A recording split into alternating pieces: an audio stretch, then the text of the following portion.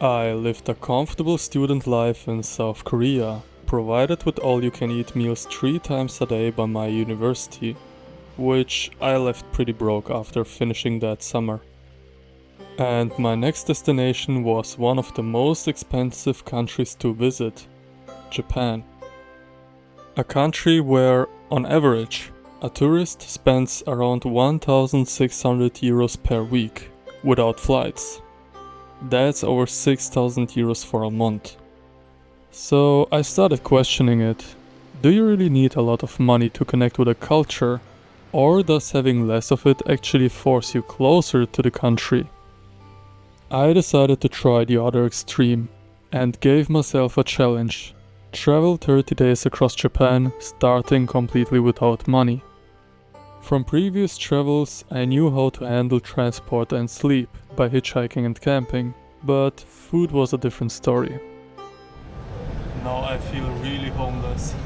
I started in Tokyo walking around with a cardboard sign offering to work for food or money, without success as I had no working visa, and I learned quick that Japan is not an easy country for finding free food. So I spent the first 4 days making somehow money, by dancing, selling cookies and trying out different approaches, just to have enough cash to not starve along the way. This is what we made. Not even 5 euros. Damn it. I also met up with my friend Eric, who was traveling through Japan at the same time.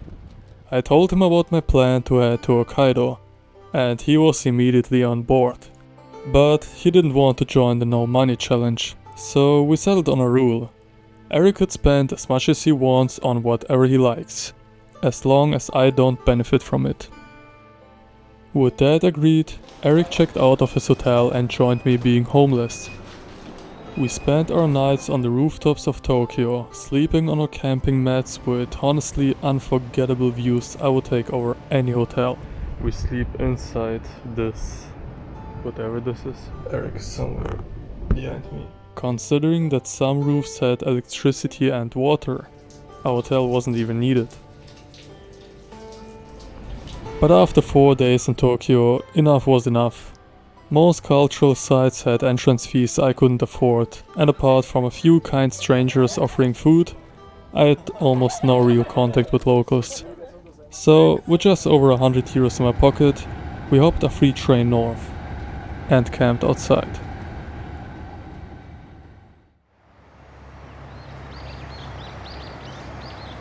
First time hitchhiking in Japan. Let's see how it works. We woke up close to Nikko and hitchhiked north from there. We didn't even have to wait 5 minutes before getting picked up. But for the second ride though, we waited 2 hours in the burning sun. Once we reached Kinugawa, I spotted a hotel with a restaurant and took my chance asking if there was any possibility for free food in exchange for some work. He offered us a traditional Japanese room for the night and food in exchange for cleaning dishes and rooms. あいう人で学生です。学生ではい。日本語うまいや The next day, we continued hitchhiking north, picked up by one friendly stranger after another. The conversation started to get pretty interesting, hearing about people's everyday lives, with some beautiful scenery passing us by along the way.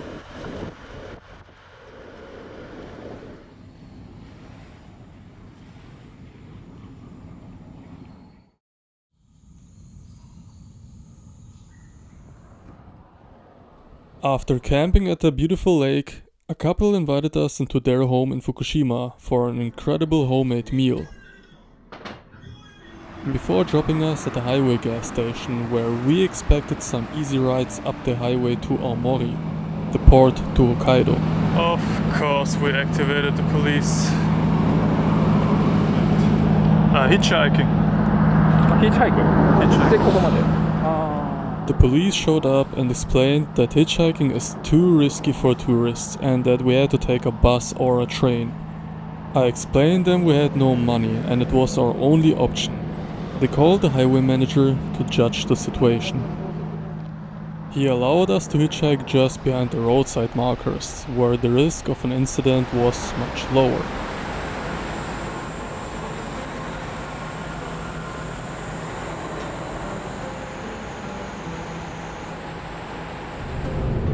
Hitchhiking the highway turned out to be far harder than expected.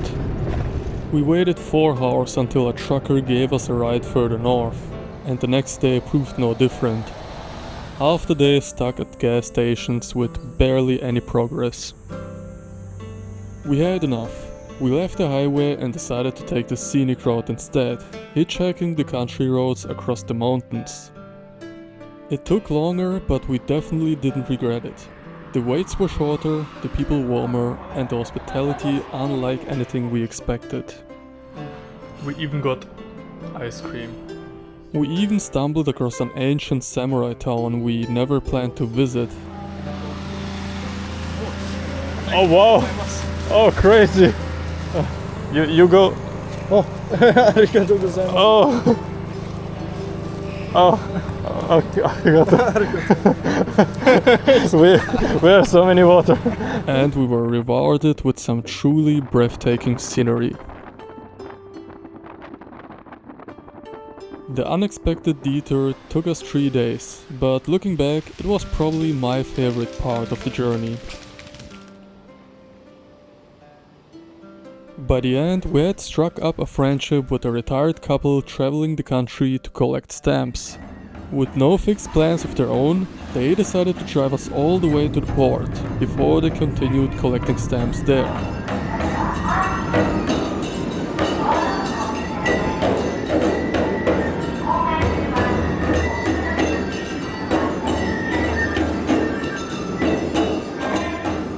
I tried to negotiate my way into the ferry for free, offering work, help, anything, without luck. So I had to pay around 20 euros, the biggest single expense of the trip so far. At least the ferry had showers, and after a week on the road, yeah, needless to explain how necessary that was. It's not super hot, it's cold enough to wear this little jacket. Wow. It's perfect temperature. Wow. Maybe we're gonna sleep. The first thing we noticed was the comfortable cooler weather, a welcome relief after 11 days of brutal heat on the mainland.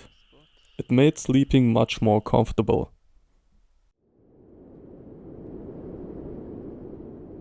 As we continued, Eric and I expected it to be even harder to find English speakers in Hokkaido, but the people there proved us wrong. Far more spoke good English than what we had experienced before. What? And we hitchhiked from Tokyo here. Oh, Tokyoから? Do you like travel? No, I don't like. 3, 2, 1. Hitchhiking in remote Japan became easier, but asking restaurants for leftovers or work remained difficult. Okay. It was my most reliable way to get food for free along the journey, even if only about 1 in 5 agreed, so I often ended up buying cheap supermarket food, which kept my wallet slowly shrinking. Now in Hokkaido, the towns were quite empty and restaurants became rare, making the search for food not easier. As we made it to Sapporo, the capital city of Hokkaido, we asked for food again, and it took us around 15 no's for one restaurant to agree. Although I'm still thankful for that one, we got really tired of it. So after sleeping on a roof with a beautiful view, we left the city, hitchhiking to an abandoned amusement park in the mountains, and the driver even gave us some food. Arigatou gozaimasu. If you like it. Thank you. What is it?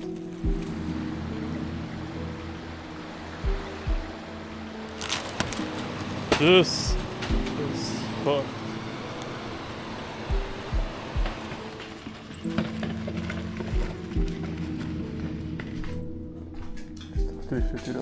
Oh! This is actually sick.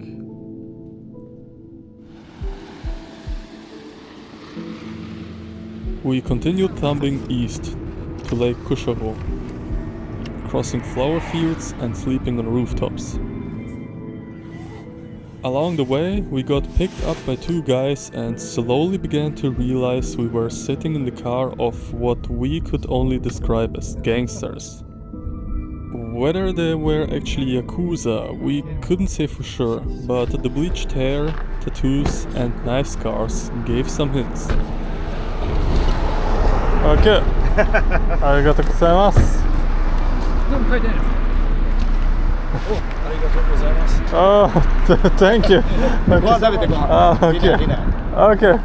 ありがとうございます。 Looking back, it probably wasn't the smartest decision to get into the car of someone who looks like he has knife fights every Tuesday. On the other hand, when do you get the chance to drive around with what might just be actual Yakuza?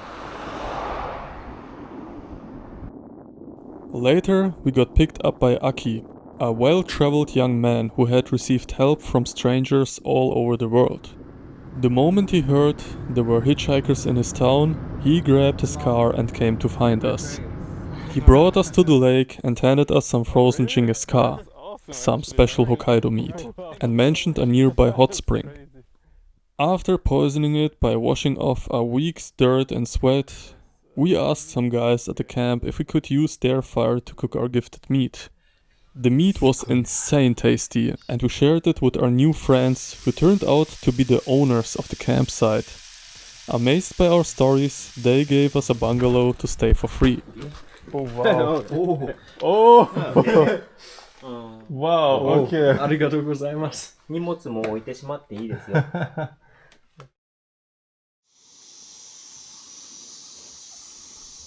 The following morning, we got picked up by Chun, who was on his way to Shiretoko National Park and strongly suggested we join him. So we did, and despite barely sharing a common language, we became friends by the time we reached the edge of Hokkaido. Chun had visited Shiretoko several times and knew exactly where to take us.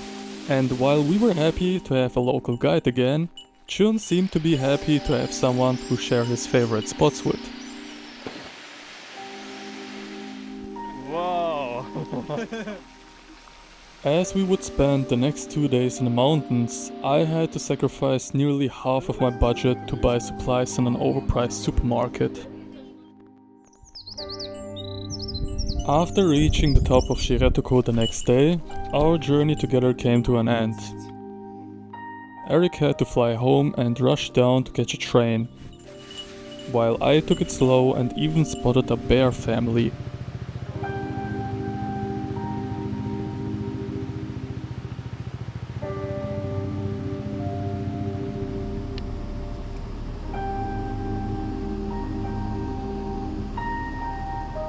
Now alone, I hitchhiked to Lake Mashu.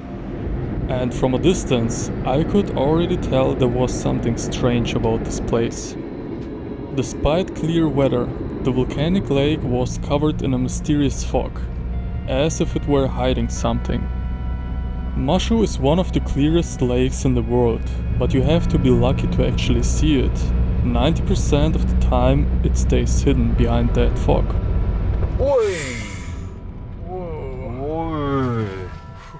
That night, I got lucky. After I set up my hammock, the fog pulled back and revealed the lake and its hidden island glowing in the moonlight.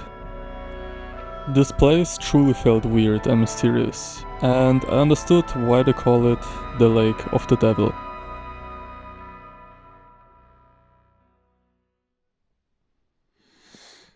Okay, it's so foggy that everything's soaked. I started heading back to the mainland. I reached the gas station close to Sapporo and found out that the hurricane was on the way. I tried to hitchhike out of the danger zone without success. Just as I started looking for somewhere safe to sleep, the rain hit. Look at me. Damn it, it's actually getting intense now. I really should hurry up. So I run back to the gas station and spent the night in the disabled toilet.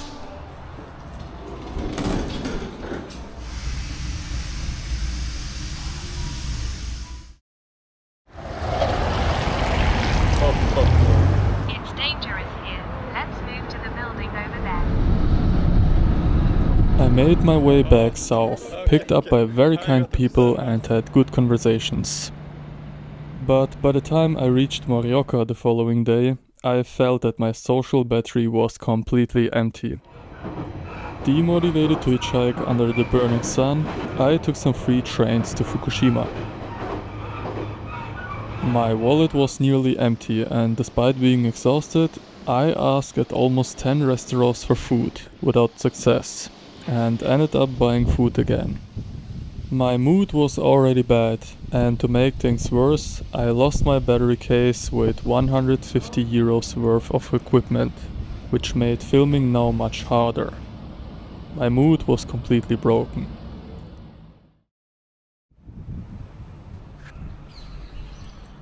Good morning. The next day, I took a few more free trains back to Tokyo, planning to make some cash again and travel west for my remaining days. Guess I got some free food. Out of nowhere, some young guys approached me with an offer. Eat at their restaurant as much as I want for free, in exchange for an interview about their food. I ate like a cunt for over 60 euros worth of food I didn't have to pay for. So with a full stomach for the first time in weeks, I made some money selling cookies and was ready to head west. A young student asked if I need help finding my hotel. When I explained I was sleeping outside, he invited me to stay in his apartment on the western outskirts of Tokyo. His mother fed me and told me about her own travels back when there were no smartphones. I continued west the next day to Lake Ashi, near Mount Fuji. During a break, I fell asleep for 2 hours, and when I woke up, I felt sick. I walked around the lake for a while and went back to sleep. The following morning, I felt no better, physically and mentally drained. Knowing that in a few days, an even harder journey was ahead of me over the next months into winter, I wasn't sure I was ready for that, and didn't want to continue any further at the moment. So I hitchhiked back to Tokyo and let myself rest. I sold cookies one last time. It felt like the lazy option by then, but it was the most reliable one and I was too tired to try anything new. With the money I made, I booked into a cheap hostel for the last 3 days, ate at cheap restaurants while doing some preparations for the next journey, and I was honestly grateful I didn't have to ask for food anymore. So, did traveling without money help me to get more out of the country? Yes and no.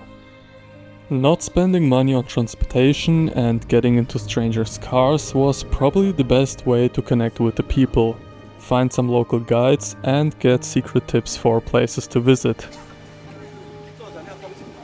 Sleeping outside created opportunities to get invited, waking up with incredible views and kept me flexible.